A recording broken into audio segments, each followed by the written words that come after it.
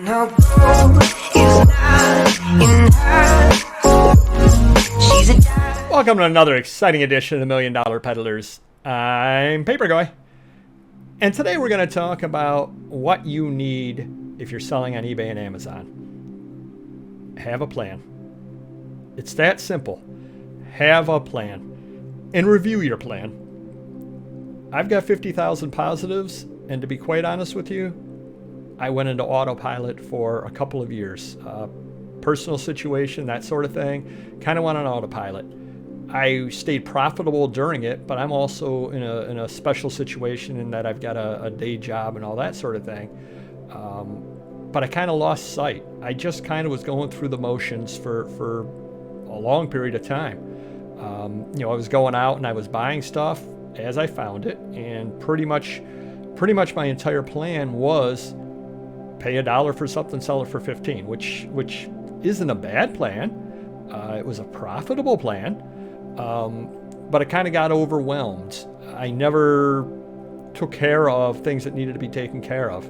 I had thousands of items up that just were never going to sell because eBay dropped the picture out of them throughout the years, or they were just damaged, or they just weren't around anymore for whatever reason. On occasion, eBay will double list something or other, or you couldn't find it and then it got relisted somehow or other when you went and clicked relist. Whatever ends up happening, I ended up with items listed that weren't around. I had things that were in boxes that were not listed. I had things that didn't have pictures on them. I had things that had terrible pictures.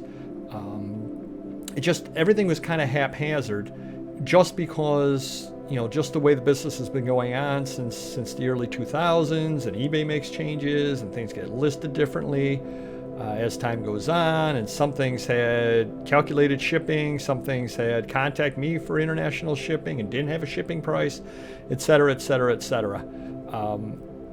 I took some time a couple of years ago to actually go through and catalog everything that I had, update pictures, update the listings and all that sort of thing.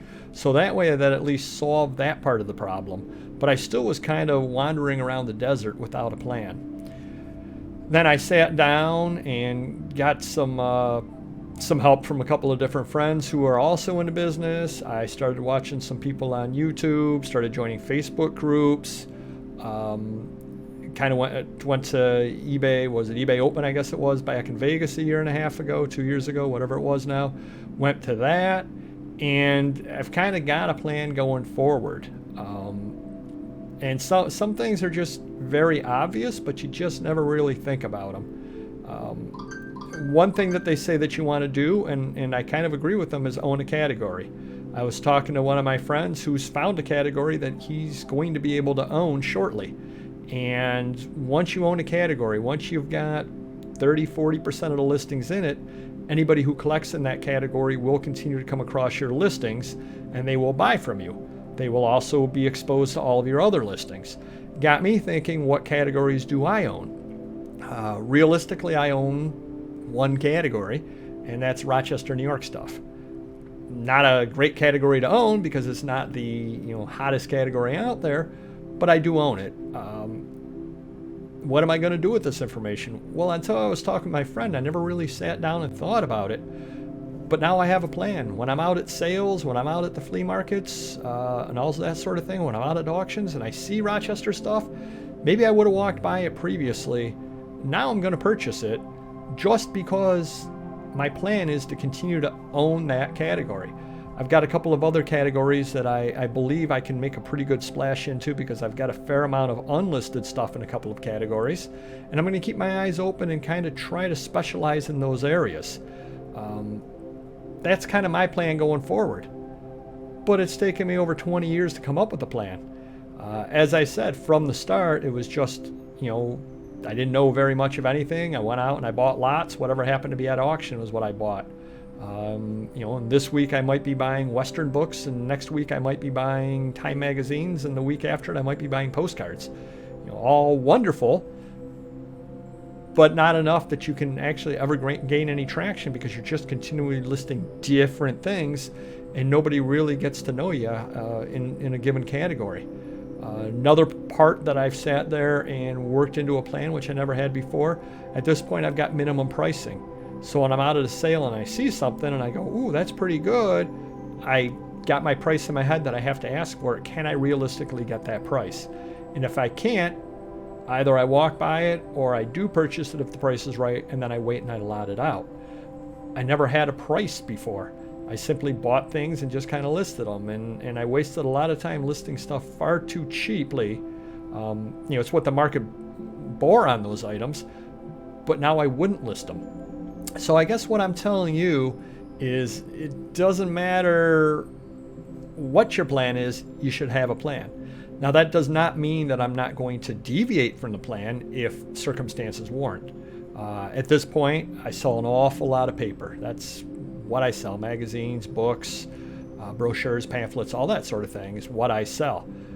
Does that mean that if tomorrow I go to your garage sale and your grandfather passed away and you've got 500,000 stamps up for sale and you want $100, I'm not going to buy them? No, I will buy them and I will learn stamps. I go somewhere other and there's a ton of Fiesta ware and you just say, take it, take it, take it. I'll figure out how to sell Fiesta ware. So don't be afraid to deviate from your plan if the circumstances warrant it. But in the short term, get a plan, reevaluate the plan from time to time, and change it as needed as circumstances change. If all of a sudden eBay, for example, you're selling clothing with a few sneakers and then eBay changed things so there's no fees on sneakers and you can get them easily enough, well, you change your plan a little bit more into selling sneakers because that's higher profit for you. Not a problem whatsoever. You're sitting there, you're buying clothing, and then you notice that as time goes on, gee, every time I pick up the old mesh hats, they sell. Well, now you've kind of changed a little bit, and now you begin to specialize and look out for old mesh hats when you're at sales. Nothing wrong with that. Your plans have to change. You have to evolve. But at least you have a plan. You know what it is going in that you need to charge for things. You begin to know your area, and you begin to own a category.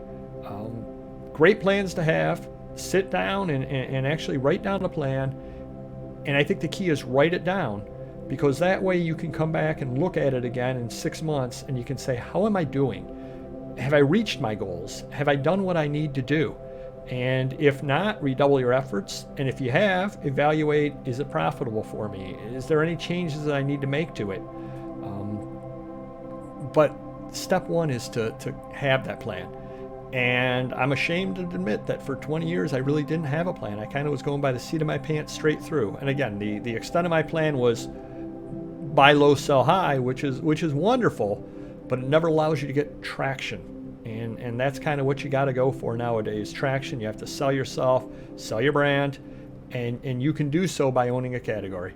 So good luck to you, and down below, mention what categories you own. And I promise I won't step on your toes because I've got my own category, Rochester, New York. And if you're in the market for Rochester, New York stuff, do check out Papergoy on eBay.